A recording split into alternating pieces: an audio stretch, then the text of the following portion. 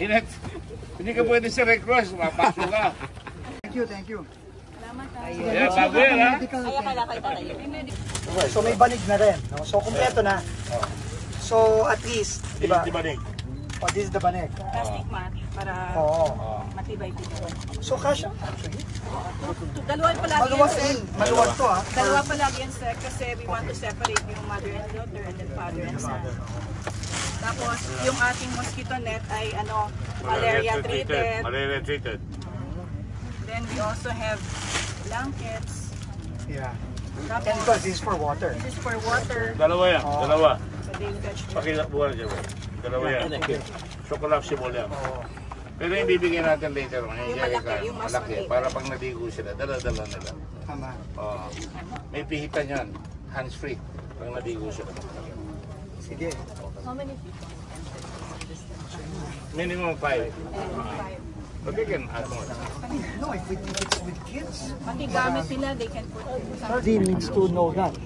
RD, so, one kitchen daw per 50. Community kitchen. One zone.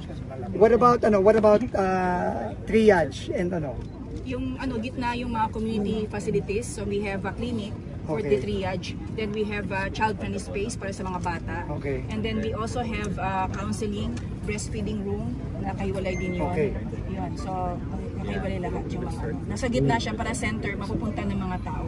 Kaya we actually, it's important to know ilan ba talagang mapupunta rito para ma-design. Nasa si Vice, I think what they need to know for this one is your estimate of how many do you think are going to be here for a while and how many will be here for the unforeseeable future kasi yung mga nawagan ng bahay.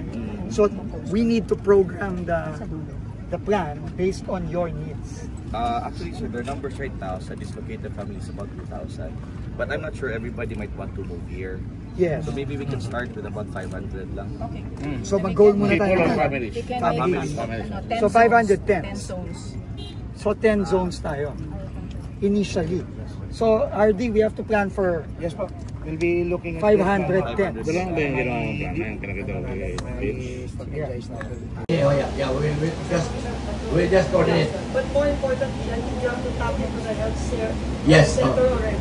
Temporary nga. We need to finish the site preparation because the tents that you see on the other side, temporary pa lang yun, correct? Kasi kailangan ang final niyan, hindi pwede yung mga tent na nakapatong sa lupa. Kailangan yan, may base course tsaka may gravel.